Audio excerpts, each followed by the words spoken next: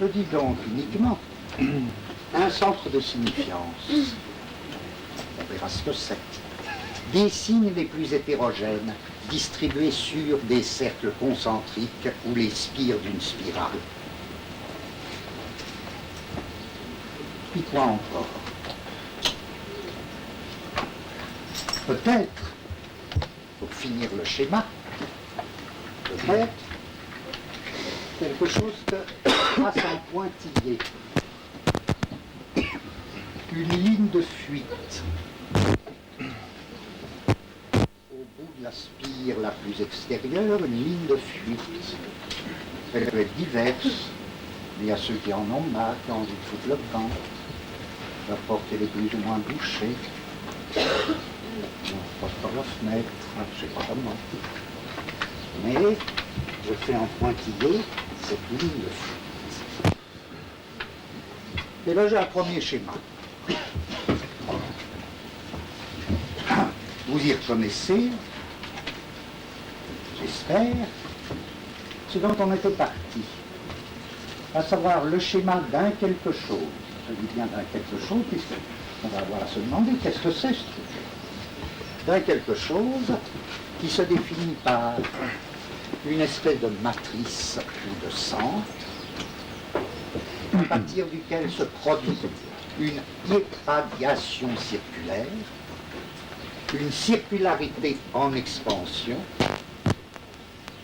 avec une ligne de fuite en pointillé.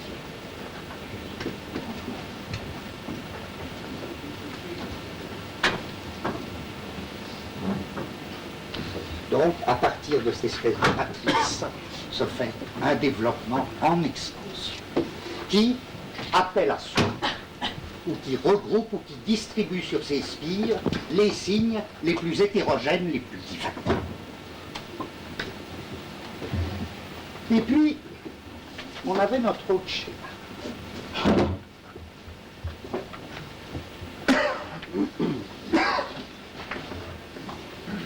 Cette fois-ci, c'était plus un schéma de la signifiance.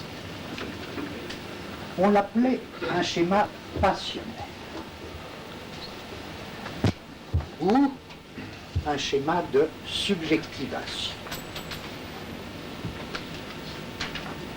Et ce schéma était évidemment très distinct du précédent, puisque, au lieu de procéder à partir d'un centre, allant par irradiation circulaire en expansion, il procédait à partir d'un point de subjectivation, au lieu de centre de signifiance. En effet, peut-être que je peux me subjectiver à partir de n'importe quoi. Un fétichiste se subjective et du coup est déterminé comme passionnel. Un fétichiste se subjective par exemple à partir d'une paire de chaussures, ou d'une seule chaussure, ou d'un talon. Un amant peut se subjectiver à partir des yeux. On a vu tout ça, ça doit être quelque chose. Non, on n'a pas vu ça. Et ce point de subjectivation est comme le départ d'une ligne droite. Et cette ligne droite, elle est segmentarisée. Sous quelle forme? Elle est segmentarisée en un certain nombre de procès successifs.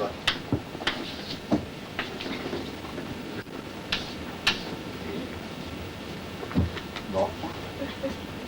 Vous vous rappelez l'opposition formelle des deux schémas avant même de savoir à qui ça renvoie et à quoi ça renvoie tout ça. Bien qu'on l'ait déjà vu. Mais on peut l'oublier là. On ne se demande pas ça encore. L'opposition formelle des deux schémas, elle revient à expansion circulaire irradiante à partir d'un centre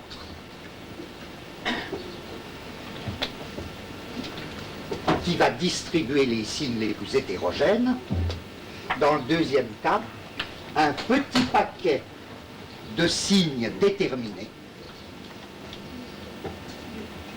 file sur une ligne droite, cette ligne droite étant segmentarisée en procès successifs.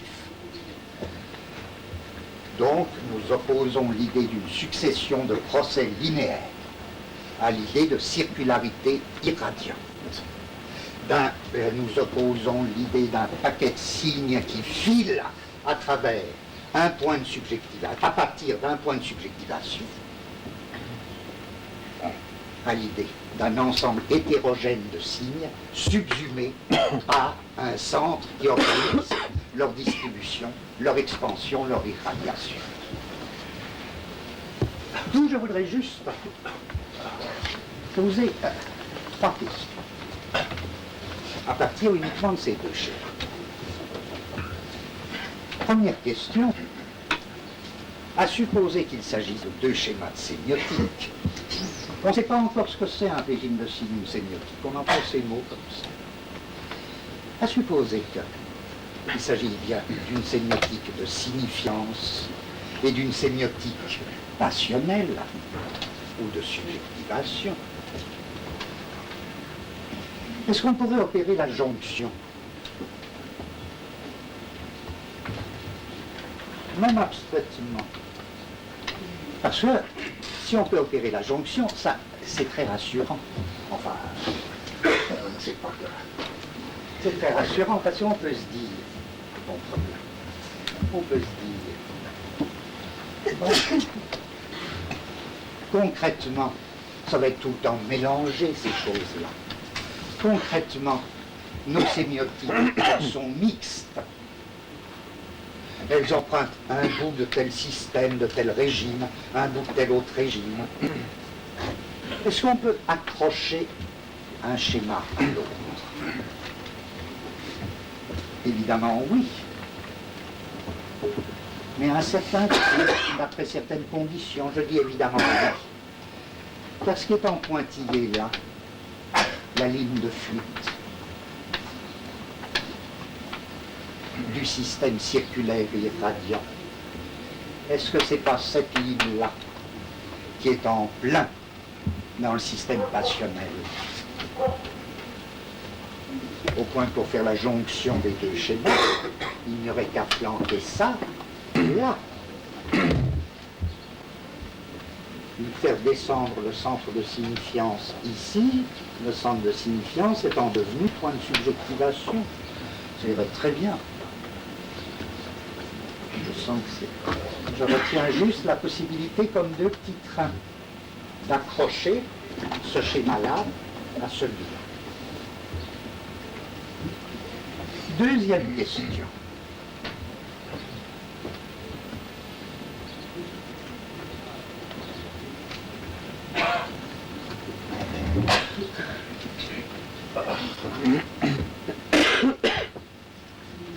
À quoi ça renvoie ces deux schémas?